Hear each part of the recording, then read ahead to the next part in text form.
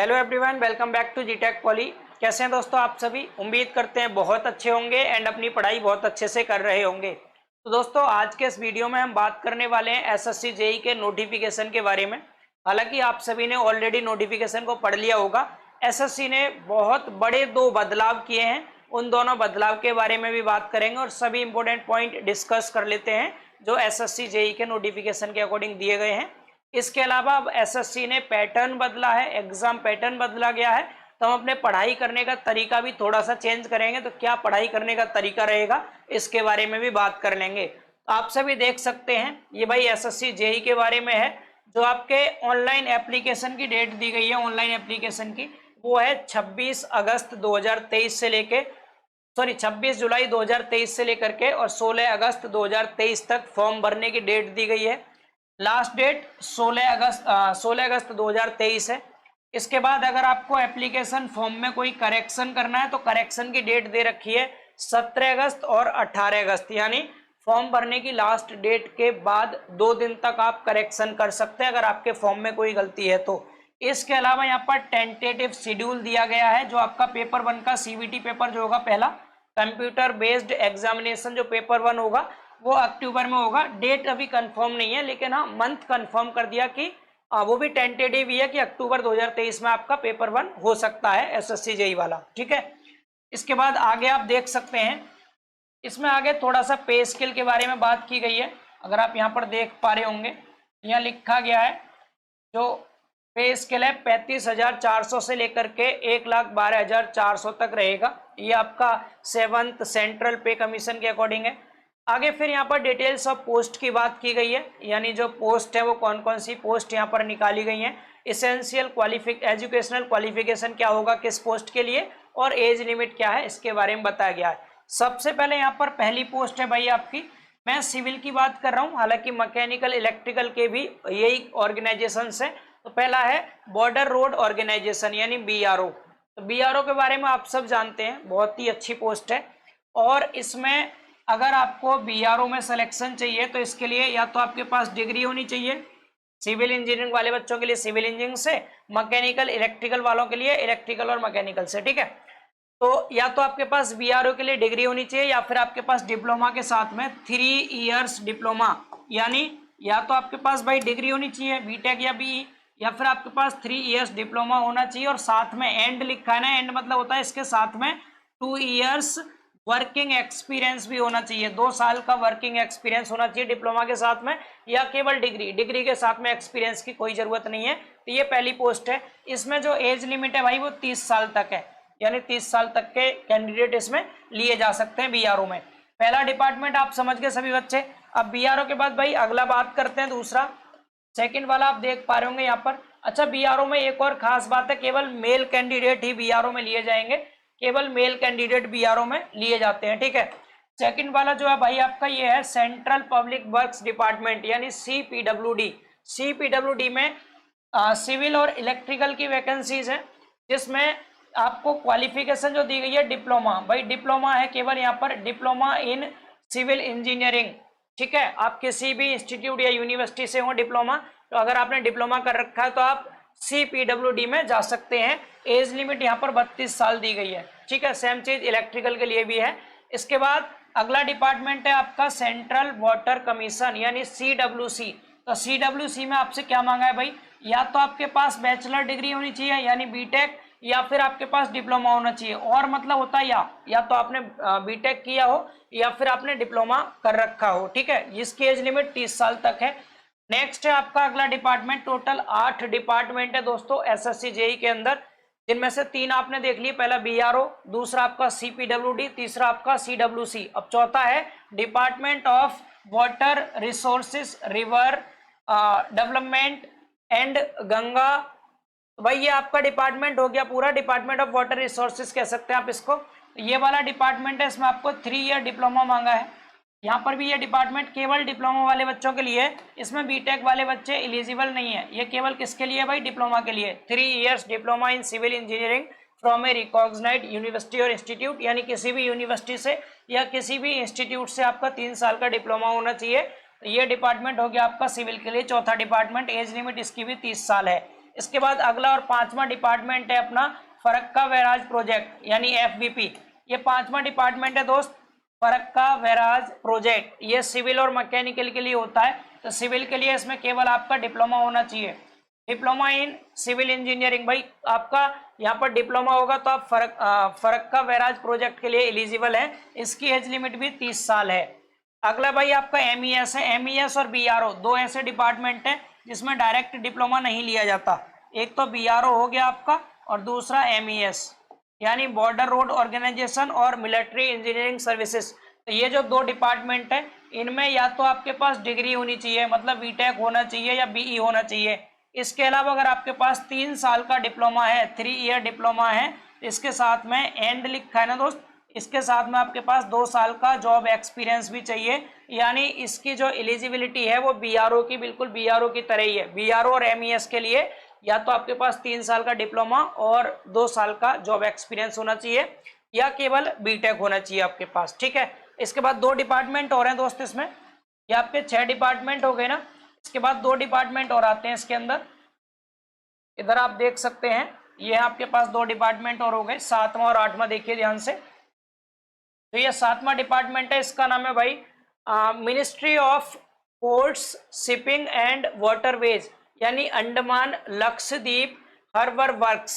ये वाला डिपार्टमेंट आपका भाई नया ऐड हुआ था। तो ये सिविल और मैकेनिकल के लिए है। इसमें भी आपके पास केवल डिप्लोमा होना चाहिए। यहाँ पर डिप्लोमा के बच्चे एलिजिबल हैं इसके लिए, ठीक है। इसकी भी एज लिमिट 30 साल है। इसके बाद अगला डिपार्टमेंट लास्ट है आपका ये नेशनल टेक्निकल रिसर्च ऑर्गेनाइजेशन यानी NTRO सिविल इलेक्ट्रिकल मैकेनिकल तीनों के लिए है। इसमें भी डिप्लोमा होना चाहिए आपके पास, क्लियर। तो जो बच्चे BTech वाले हैं BRO और MES के लिए बहुत अच्छी अपॉर्चुनिटी है आपके पास, आप मेहनत करें और इनमें सेलेक्ट हो सकते हैं। तो टोटल भाई आपके पास ये 8 डिपार्टमेंट हो गए जिसमें SSC के थ्रू आप जा सकते हैं, ठीक है। एज लिमिट आपने देख ही ली। इसके बाद आगे बात करते हैं हम, आगे यहाँ देखेंगे तो इसमें कोई ऐसा खास पॉइंट नहीं। नीचे वैकेंसी डिटेल्स आप देख लीजिए भाई, यहाँ पर वैकेंसी डिटेल दे रखी है। वैकेंसी डिटेल की बात करें तो टेंटेटिव वैकेंसीज यहाँ पर दी गई हैं। सबसे पहले BRO की बात कर लेते हैं। BRO में टेंटेटिव वैकेंसी टोटल कितनी है भाई, 431 वैकेंसीज हैं टोटल BRO के अंदर, ठीक है। ये किसकी बात कर रहे हैं, JEC मतलब सिविल। भाई ये सिविल के लिए है। सिविल के लिए कितनी पोस्ट है, 431, जिसमें कैटेगरी वाइज देख सकते हैं SC के लिए 65, ST के लिए 32 है। इसके बाद OBC के लिए 116, EWS के लिए 43, अनरिजर्व्ड यानी जनरल वालों के लिए 175 हैं। टोटल मिला के 431 सिविल इंजीनियरिंग के लिए BRO में वैकेंसीज हैं। BRO के बाद आगे बात करें अगले डिपार्टमेंट की। भाई BRO में मैं पहले ही आपको बता चुका, इसमें केवल मेल कैंडिडेट ही एलिजिबल होते हैं और ये बात इन्होंने लिख भी दी है, for male candidate only male candidate होते हैं। फिर आगे मैकेनिकल और इलेक्ट्रिकल की वैकेंसीज की डिटेल दी गई है यहाँ पर। देन आफ्टर आगे देखेंगे अब दूसरा डिपार्टमेंट अगला सेंट्रल पब्लिक वर्क डिपार्टमेंट जिसे CPWD कहते हैं आप। इसमें सिविल की जो टोटल वैकेंसी है भाई वो है 421। यहाँ पर सिविल की 421 है, आपने इसमें देखा इसमें 431 थी BRO में। CPWD में जो वैकेंसी है वो 421 है, जिनमें जनरल की 194 वैकेंसी है। इसके बाद central public work department electrical के लिए है। इलेक्ट्रिकल की वैकेंसी आप देख सकते हैं 124 है। आगे बात करें सेंट्रल वाटर कमीशन सिविल के लिए, सेंट्रल वाटर कमीशन में सिविल के लिए 188 वैकेंसी है दोस्त, आप टोटल कर सकते हैं बाद में। अगला डिपार्टमेंट आपका इसकी भाई मैकेनिकल की वैकेंसियां देख सकते हैं। अगला डिपार्टमेंट है सिविल के लिए department of water resource river development and Ganga. भाई इसमें जो वैकेंसी है लिखा है vacancies to be intimated in due courses, यानी यहाँ पर इंटीमेट कर रखा है वैकेंसीज को। अगला देखें हम यहाँ पर भाई फरक्का बैराज प्रोजेक्ट, तो फरक्का बैराज प्रोजेक्ट में सिविल की जो वैकेंसी है ओनली 15 है, यानी 15 वैकेंसी है आपके इसमें, ठीक है, सिविल के लिए। नीचे फिर मैकेनिकल की वैकेंसी दे रखी है मैकेनिकल की। इसके बाद MES का देखिए भाई, MES की डिटेल आप देख सकते हैं। MES में कितनी वैकेंसीज हैं, यानी मिलिट्री इंजीनियरिंग सर्विस के लिए सिविल की जो वैकेंसी है टोटल 29 वैकेंसी है, मतलब BRO में और CPWD में सबसे ज़्यादा वैकेंसी दी गई है दोस्त। इसके बाद ये इलेक्ट्रिकल मैकेनिकल की है। आगे यहाँ देख सकते हैं ministry of port shipping and waterways यानी अंडमान लक्षद्वीप हार्बर वर्क्स में जो वैकेंसी है सिविल के लिए वो दे रखे हैं टोटल 7 वैकेंसी और साथ के साथ जनरल के लिए हैं, ठीक है, केवल जनरल के लिए वैकेंसी है इसमें। आगे फिर आपकी मैकेनिकल के लिए है ये वैकेंसीज, ठीक है। आगे अगर आप देख पा रहे होंगे भाई यहाँ पर टोटल की बात करें, आगे एक और डिपार्टमेंट है आपका जिसमें सिविल की वैकेंसी है, national technical research organisation, NTRO. NTRO में जो सिविल की वैकेंसी केवल 4 हैं, जिनमें से 2 जनरल वालों के लिए हैं। ये आपके टोटल डिपार्टमेंट और ये टोटल वैकेंसीज की डिटेल होगी भाई मेरे, समझ पाए होंगे सभी दोस्त। सबसे पहले एनटीआरओ की बात करें, 4 वैकेंसी थी। इसके बाद हमने बात की भाई मिनिस्ट्री पोर्ट शिपिंग वाटरवेज की, अंडमान लक्षद्वीप के बारे में, इसकी 7 वैकेंसी थी, इसमें कम वैकेंसी थी। तो आपने वैकेंसी डिटेल देख ली। इसके बाद यहाँ पर देख सकते हैं भाई आप, यहाँ पर अगर आप सही तरीके से देख पा रहे होंगे, ओवरऑल टोटल वैकेंसी की बात करें भाई, टोटल वैकेंसीज कितनी है ओवरऑल, तो टोटल वैकेंसी यहाँ पर दे रखी है 1324 टोटल वैकेंसीज है यहाँ पर। अब आप लोग इस नोटिफिकेशन को मैं जीटेक पॉली के टेलीग्राम चैनल पर भी डाल दूंगा, वहां से आप चेक कर लीजिएगा कि सिविल की टोटल कितनी है, काउंट करके सबको ऐड कर लेना, सिविल की कौन कौन से डिपार्टमेंट में कितनी वैकेंसी थी, अपना एलिजिबल क्राइटेरिया देख लीजिएगा, उसके अकॉर्डिंग आप उस पोस्ट के लिए जा सकते हो, और कितनी वैकेंसी आपके पास है आप चेक कर लीजिएगा अपने से। बाकी मैं अलग से भी एक सिंगल वीडियो बना दूंगा ओनली वैकेंसी पर, तो मैं अलग से बता दूंगा सिविल की कितनी वैकेंसी है टोटल, उनमें से डिप्लोमा के लिए कितनी है, ठीक है, बिना एक्सपीरियंस के, तो ये भी बता देंगे अलग से, ओके। इसके बाद आगे देख सकते हैं भाई इसमें किसके बारे में बता रखा है, आगे बता रखा है आपको यहाँ पर रिजर्वेशन के बारे में। तो रिजर्वेशन किस किस कैटेगरी को मिलेगा आप सब ऑलरेडी पहले से जानते हैं, जो बच्चे एससी कैटेगरी से हैं, एसटी कैटेगरी से हैं, इसके अलावा ओबीसी से हैं, और जो ईडब्ल्यूएस से आते हैं, इकोनॉमिकल वीकर सेक्शन से, इन सबको यहाँ पर रिजर्वेशन मिलता है, तो वो आपको पता होगा रिजर्वेशन के बारे में। अब आगे बात करते हैं नेक्स्ट पॉइंट, भाई 4 पॉइंट आपके ये हो गए। 5वां पॉइंट अगर आप देखेंगे तो परमिशन यहाँ पर किस किस के लिए दी गई है, यानी कौन से ऐसे स्टूडेंट्स हैं जिनको रिजर्वेशन मिलेगा, या फिर जो डिसेबिलिटी के कैटेगरी में आते हैं या उसके अंडर में आते हैं, तो उन कैंडिडेट के बारे में बता रखा है यहाँ पर, ठीक है। अब आगे हम सीधे बात करते हैं नेक्स्ट पेज पर। नेक्स्ट पेज पर ये बता रखा है कौन कौन से बच्चे ऐसे रहेंगे जो आपके जैसे हैंडीकैप होते हैं कुछ बच्चे, तो उनकी कैटेगरी बता रखी है, कौन कौन लोग होंगे वो। फिजिकल डिसेबिलिटी के बारे में बताया है, किस किस को फिजिकल डिसेबिलिटी के अंडर रखा गया है, इसके बारे में बात की गई है, ठीक है। आगे यहाँ पर सिटीजनशिप की बात कर लेते हैं। तो सिटीजनशिप से मतलब ये है कि पेपर कौन कौन सी कंट्री के लोग दे सकते हैं, इंडिया के दे सकते हैं, जैसे नेपाल के और भूटान के, ठीक है, यहाँ के सिटीजन्स भाई इस पेपर को दे सकते हैं। नेक्स्ट आगे बात कर लेते हैं इसमें हम एज लिमिट की और रिलैक्सेशन की।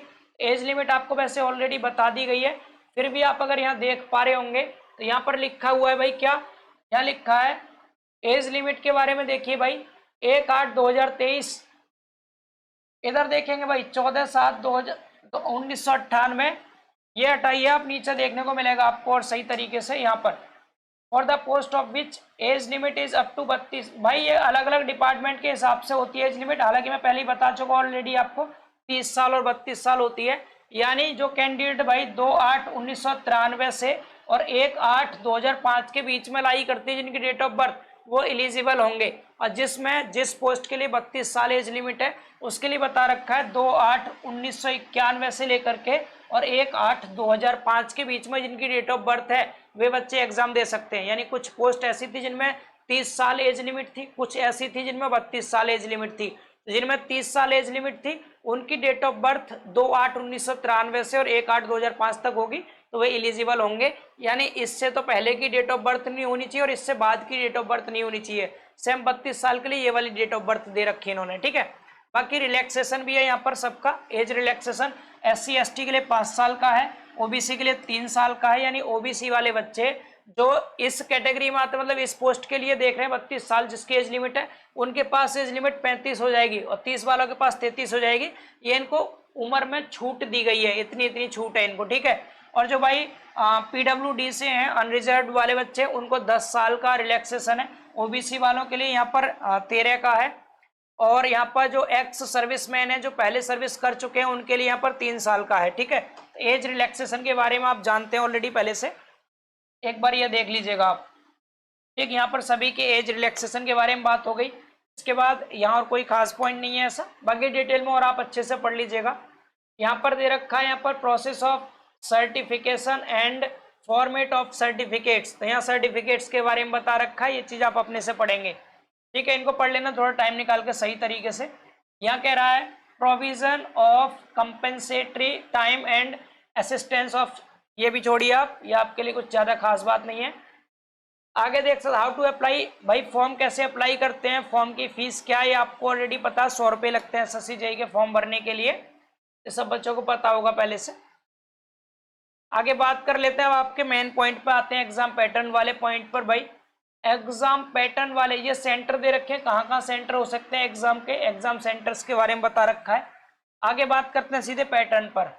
ये देखिए भाई सबसे इंपॉर्टेंट है आपका स्कीम ऑफ एग्जामिनेशन, इसको थोड़ा सा ध्यान से आप समझेंगे, ये सबसे मेन पॉइंट है आपका स्कीम ऑफ एग्जामिनेशन। अब यहाँ देखिए क्या बदलाव हुआ है सबसे बड़ा एसएससी जेईई के लिए। द कंप्यूटर बेस्ड एग्जामिनेशन यानी सीबीटी जो पेपर होता है जिसमें एमसीक्यू क्वेश्चंस होते हैं, will be conduct in 2 papers. भाई यहाँ पर दोनों पेपर कैसे हो गए आपके, दोनों पेपर्स को सीबीटी कर दिया गया है, ठीक है। पेपर 1 और पेपर 2 दोनों ही सीबीटी होने वाले हैं। मोड ऑफ एग्जामिनेशन कैसा है, सीबीटी। पेपर 1 होगा आपका computer based test, computer based test मतलब आपको कंप्यूटर पे पेपर देना होगा जिसमें एमसीक्यू क्वेश्चन आते हैं, मल्टीपल चॉइस क्वेश्चंस। अगर इसके सब्जेक्ट्स की बात करें तो एक तो होगा इसमें भाई जनरल इंटेलिजेंस एंड रीजनिंग जो कि 50 नंबर का होता है, 50 क्वेश्चन 50 नंबर के। दूसरा पार्ट है इसमें जनरल अवेयरनेस का 50 नंबर के 50 क्वेश्चन। तीसरा पार्ट आपका आपके डिपार्टमेंट के अकॉर्डिंग सिविल, मैकेनिकल, इलेक्ट्रिकल जिससे भी आप बिलोंग करते हैं उसके अकॉर्डिंग आपका 100 क्वेश्चन 100 नंबर के होंगे। तो टोटल पेपर 1 हो गया आपका 200 नंबर का हो गया। टाइम कितना मिलेगा आपको, 2 घंटे का टाइम मिलेगा भाई, ठीक है, 2 घंटे का टाइम मिलेगा आपको। कुछ कैंडिडेट ऐसे होंगे जिनको 40 मिनट एक्स्ट्रा मिलेंगी, जो इसके लिए एलिजिबल होंगे उनके लिए 40 मिनट एक्स्ट्रा मिलेंगे। कुछ हैंडीकैप बच्चे होते हैं जो अपना पेपर खुद से नहीं दे पाते, कुछ इसमें क्राइटेरिया है ऊपर दे रखे हैं डिटेल में। जो पैरा 9.1 है ना, और पैरा 9.1, 9.2, 9.3 में जो बिलोंग करते हैं बच्चे उनके लिए 40 मिनट का टाइम एक्स्ट्रा मिलता है, बाकी सबके लिए 2 घंटे, यानी कि आपके पास 120 मिनट का टाइम रहेगा। और 120 मिनट्स में आपको 200 क्वेश्चन करने होंगे, 200, जिनमें से 100 क्वेश्चन भाई आपके टेक्निकल होंगे और 100 नॉन टेक। 100 क्वेश्चन आपके टेक्निकल होंगे और इसमें 100 क्वेश्चन नॉन टेक होंगे, नॉन टेक, ठीक है। 100 क्वेश्चन नॉन टेक होंगे, नॉन टेक में 50 रीजनिंग, 50 जीके जीएस वाला पार्ट, क्लियर ना। 120 मिनट का टाइम मिलेगा, यानी आप देख सकते हैं 1 मिनट से भी कम टाइम में आपको एक क्वेश्चन अटेम्प्ट करना है, मतलब लगभग 36 सेकंड, लगभग 36 सेकंड का टाइम मिलेगा आपको एक क्वेश्चन को करने के लिए। 36 सेकंड्स में आपको एक क्वेश्चन करना होगा, ठीक है। अब जरूरी नहीं है पूरा 200 क्वेश्चन अटेम्प्ट करने, आप 150 तक कर लेंगे, 140 तक कर लेंगे, तब भी आपका काफी अच्छा स्कोर हो जाएगा, ठीक भाई। इसके बाद पेपर 2 के बारे में देखिए, पेपर 2 के बारे में क्या लिखा है, ये सबसे बड़ा बदलाव है भाई, पहली बार इतना बड़ा बदलाव देखने को मिला है यहाँ पर। पेपर 2 का अगर आप देख पा रहे होंगे, पेपर 2 में लिख दिया सीबीटी यानी कंप्यूटर बेस्ड टेस्ट होने वाला है। पेपर 2 में आप जिस ब्रांच से भी बिलोंग करते हैं, सिविल एंड स्ट्रक्चर से अगर आप बिलोंग करते हैं तो पार्ट ए आपको सॉल्व करना है, पार्ट बी इलेक्ट्रिकल के लिए, पार्ट सी मैकेनिकल के लिए, कोई सा एक करना है आपको, और लिखा है ना, अब जिस किसी भी ब्रांच से है आपको वही पार्ट करना है भाई। 100 क्वेश्चन होंगे 300 नंबर के। अब यहाँ थोड़ा सा ध्यान देना है, 100 क्वेश्चन 300 नंबर के हैं और 2 घंटे का टाइम मिलेगा, मतलब यहाँ पर आपको 2 घंटे का मतलब दोस्त 120 मिनट मिल रहे हैं, 120 मिनट मिल रहे हैं पेपर 2 के लिए। पेपर 1 में भी 120 मिनट ही मिल रहे थे, लेकिन यहाँ पर 120 मिनट में 100 क्वेश्चन करने हैं, जबकि पीछे आप देख रहे थे पेपर 1 में 120 मिनट में 200 क्वेश्चन करने थे। मतलब क्या है, पेपर 1 में टाइम कम मिल रहा है तो क्वेश्चन का लेवल थोड़ा सा डाउन रहेगा, आसान क्वेश्चन रहेंगे पेपर 1 में, वहीं पेपर 2 में लेवल थोड़ा अप हो जाएगा क्योंकि टाइम जस्ट डबल कर दिया। वहां एक क्वेश्चन के लिए 36 सेकंड थे, यहाँ पर एक क्वेश्चन को करने के लिए अपने पास 72 सेकंड का टाइम है, यानी 1 मिनट 12 सेकंड मिल रहे हैं। तो यहाँ पर क्वेश्चन का लेवल आप समझ सकते हैं, उसका जस्ट डबल हो सकता है। यहाँ न्यूमेरिकल भी पूछे जा सकते हैं क्योंकि यहाँ इन्होंने कह रखा है ये चीज, इसमें कैलकुलेटर अलाउ रहेगा, मैं जस्ट आगे बताने वाला हूँ, जस्ट अभी आपको देख लीजिए ध्यान से भाई। पेपर 2 भी कैसा होगा, सीबीटी होगा, कंप्यूटर बेस्ड टेस्ट होने वाला है आपका, ठीक है। 100 क्वेश्चन 300 नंबर के होंगे, 2 घंटे का टाइम आपको मिलने वाला है, यानी एक क्वेश्चन के लिए लगभग 72 सेकेंड्स का आपको टाइम मिलेगा, तो लेवल भी इसका अप रहेगा। बात समझ आ रही है सब दोस्तों को भाई। और तो यहाँ पर कोई खास बात नहीं कर रखी, यही बता रखा है। अब देखिए यहाँ पर एक चीज और लिखी है, ये वाला पॉइंट अगर आप सही से देख पा रहे होंगे, यहाँ पर क्या क्या अलाउ है आपके लिए, कह रहा है candidates are allow to bring their own slide rule, जो भी आपके पास टेबल वगैरह होती है ना, स्टील टेबल, आरसीसी टेबल, वो सब आप ले जा सकते हैं। कैलकुलेटर आपको अलाउ किया गया है, लॉग वाली जो टेबल होती है लॉगरिथम टेबल वो भी अलाउ है, भाई स्ट्रीम टेबल भी अलाउ है यहाँ पर, ठीक है। पेपर 2 ओनली, यहाँ क्या कह दिया, केवल पेपर 2 में ये चीजें अलाउ हैं। There are not allowed for using such aids for paper 1, ये चीज पेपर 1 में अलाउ नहीं है, केवल पेपर 2 में अलाउ है। पेपर 2 में टाइम भी ज्यादा मिल रहा है, कैलकुलेटर अलाउ है और टेबल भी अलाउ है, तो समझ सकते हैं लेवल जस्ट डबल होगा। तैयारी आपको अच्छे लेवल से करनी है, मैं तैयारी करने का तरीका जस्ट अभी आपको बता दूंगा। तो भाई ये पेपर 2 के बारे में बात हो गई, यहाँ पर ये चीज सबको समझ आ गई।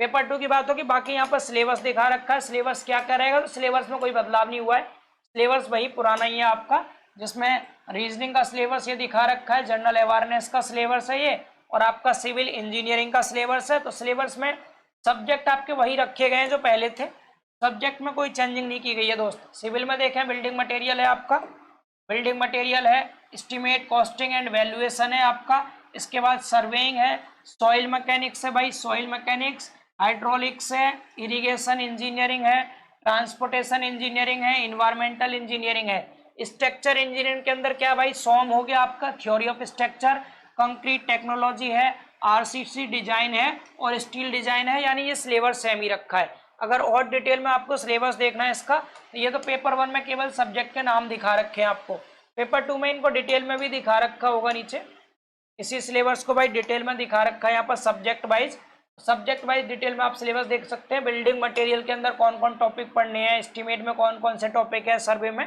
तो आपको पीडीएफ दे दिया जाएगा, यहाँ से आप अच्छे से इसको देख सकते हैं। क्लियर ना? तो मुझे लगता है ये चीज आपको समझ में आ गई होगी। अब कुछ बच्चों का एक और सवाल है, सर एपियरिंग में हम लोग दे सकते हैं एग्जाम या नहीं, एपियरिंग में फॉर्म भर सकते हैं हम या नहीं, ये सवाल बहुत बच्चों का है। तो एपियरिंग के लिए आप एक पॉइंट पढ़ लीजिए ध्यान से, इस पॉइंट को भाई बहुत ध्यान से पढ़िएगा एपियरिंग वाले बच्चे।